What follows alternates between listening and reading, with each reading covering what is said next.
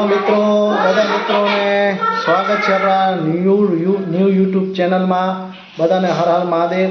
અને આપણે એક પદ્ધતિ છે કપાસની ખેતીમાં મારો અનુભવ હું સાझा કરું છું। એટલે કપાસની ખેતી માટે દરેક ખેડૂતને કપાસનું ઉત્પાદન વધે, ખર્ચો ઘટે એ માટે આપણે વિડીયો બનાવી રહ્યા છીએ। એટલે મારા વિડીયોને જોડાતા રહેજો અને સબસ્ક્રાઈબ કરજો, એટલે તમને એવા વિડીયો પણ મળશે। એક ભાગ બે ભાગ એવા આપણે વિડીયો બનાવશું।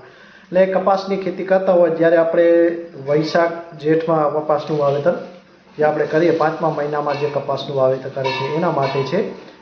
અને જે ચોમાસામાં કરે છે એના માટે એટલું નથી, પણ એ પણ તમને બતાવીશ। ચોમાસામાં કપાસ અને ઉનાળામાં કપાસ જ્યારે આપણે સૂકામાં આપણે લીટા પાડી અને પછી આપણે સીધું કપાસનું ચોપીએ છીએ, એ કપાસમાં સમસ્યા શું થાય છે?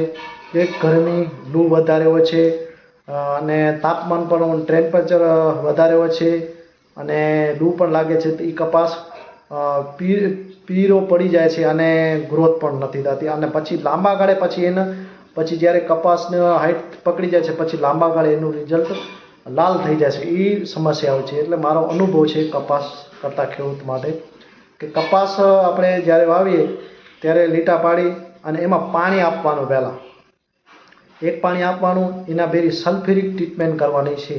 ડ્રીપ આપણે સાફ કરીએ છીએ, 1 એકરમાં 1 લીટર સલ્ફ્યુરિક ટ્રીટમેન્ટ કરવાની છે। પછી બીજું પાણી આપી અને પછી એના ઉપર કપાસ તમે બે દાણા ચોપવાના છે। જે ભીનું થઈ જાય પછી એમાં ડ્રીપ હોય તો પહેલાં 1 દી મૂકવાનું, પછી બીજા દી અને ફ્લડ એટલે છૂટું પાણી હોય એના માટે છે ને ડ્રીપમાં બેની એ જ છે। 2 પાણી આપીને પછી એમાં જ કપાસ જ્યાં આપણે ચોપી બે દાણા કપાસના ચોપવાના છે। અને પછી એના ઉપર 2 દાણા ચોપાઈ જાય પછી એના ઉપર એક ટ્રીટમેન્ટ કરવાની છે। એને જે 2 કિલો 100 ગ્રામ યુમિક લેવાનું છે અને 1 કિલો સલ્ફર પાવડર અને કેલ્શિયમ નાઇટ્રેટ આવે છે, કેલ્શિયમ નાઇટ્રેટ આવે છે એ આપણે 1 કિલો એ લેવાનો છે અને 100 ગ્રામ જેવો યુમિક લેવાનું છે। 200 લીટર બેલરમાં નાખી જ્યાં આપણે કપાસનો જે દાણો નાખ્યો છે એના ઉપર ડ્રેન્ચિંગ કરવાની છે।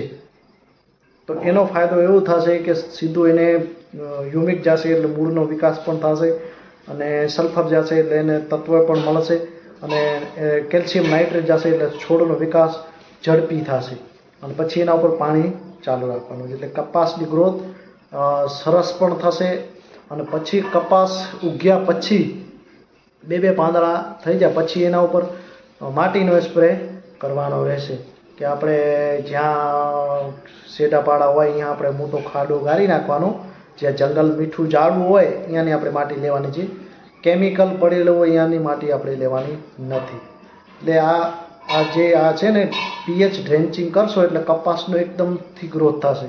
એટલે પાયામાં ખાતર નહીં નાખશો તો ચાલશે, એ ડ્રેન્ચિંગ કરશો તો બહુ સારું રહેશે। મારું રિઝલ્ટ છે આ કરેલું છે, એનો અનુભવ પણ છે।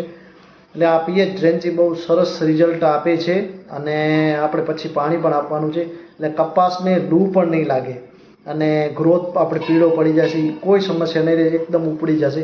વરસાદ આવશે એટલે સીધો કપાસની ગ્રોથ પણ તમને દેખાશે। થોડાકમાં અનુભવ કરજો, વધારામાં થોડાકમાં તમે એક લાઇનમાં અનુભવ કરજો તમારી જાતનો અનુભવ, અને બીજામાં તમે જે કરો છો એ કરજો। એટલે આ અનુભવ હું મારા સાझा કરું છું। અને પછી આના ઉપર માટીનો સ્પ્રે કરવાનો છે એટલે ધૂપથી બચાવશે અને કીટથી બચાવશે। એટલે કપાસ માટે માટીનો સ્પ્રે એટલો બેસ્ટ છે અને ખર્ચો પણ નથી। એટલે આપણે શેઢાપાડામાં કોઈ પણ છે એના ઉપર ખાડો ગાળી અને જેટલો તમારે થાય તો એ પ્રમાણે એ આપણે ખાડો ગાળી અને પછી એની માટી લેવાની છે, ઉપરની 3 ફૂટ અને 3 ફૂટ નીચેની જેટલો થઈ શકે એ પ્રમાણે ટોપ સાઈડ અને સબસોઇલ 2 માટી છે એ લેવાની છે। અને પછી ઉપરની માટી છે એને કાંઈ વાંધો નથી, પણ 3 ફૂટ નીચેની માટીને આપણે ઘઉંની જેમ આપણે ચારી લેવાનું છે।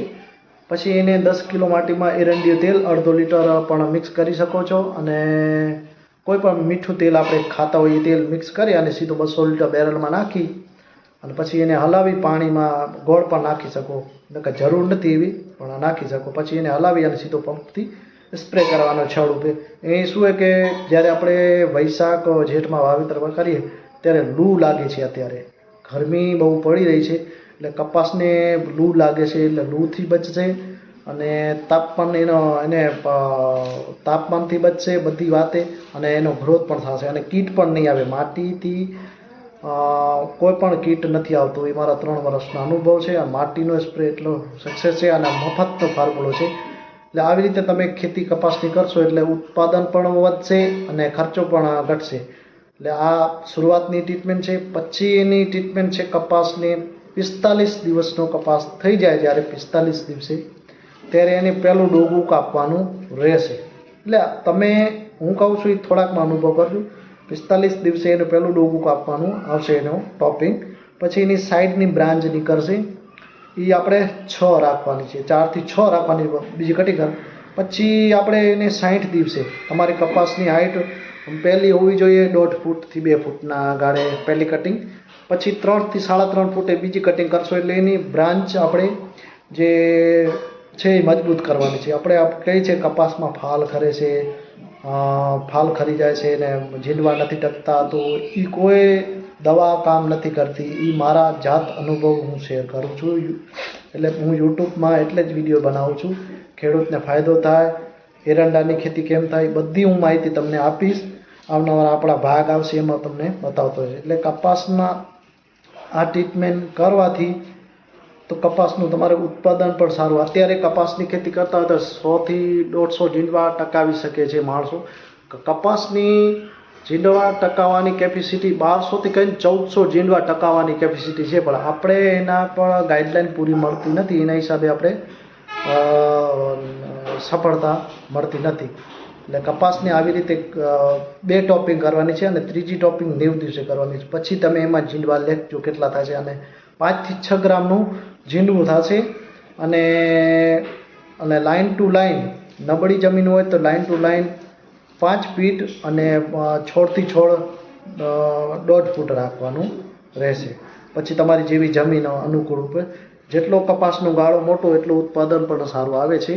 એ મારા અનુભવ છે. હલકી જમીનમાં 5 ફૂટ હોય, એનાથી સારી જમીન હોય તો 6 ફૂટ, એનાથી સારી જમીન હોય તો 7 ફૂટ, 7/1, 6/1.5 અને 5/1.5 એ પદ્ધતિથી તમે કપાસ કરો એટલે કપાસના જે ઝીંડવા નીચે કારા પડી જાય છે, ઘોઘડા થઈ જાય છે, એનું કારણ છે કે પ્રકાશ એને મળતો નથી. એટલે કપાસને લાસ્ટ સુધી પ્રકાશ મળવો જોઈએ. એ પ્રમાણે કપાસ કોઈ દી ગૂંચવો ન જોઈએ. જ્યાં સુધી ખુલ્લો નહીં હોય ત્યાં સુધી એ કપાસનું ઉત્પાદન વધારે નહીં આવે. એ થોડોક અનુભવ કરજો, થોડાકમાં તમે અનુભવ કરજો. અને પછી આપણે બીજા પણ ડીએપી ખાતર, યુરિયા ખાતર કેવી રીતે આપશું એ પણ તમને નેક્સ્ટ વિડીયોમાં બતાવશું. એટલે મારા વિડીયોને જોડાતા રહેજો અને સબસ્ક્રાઈબ કરજો.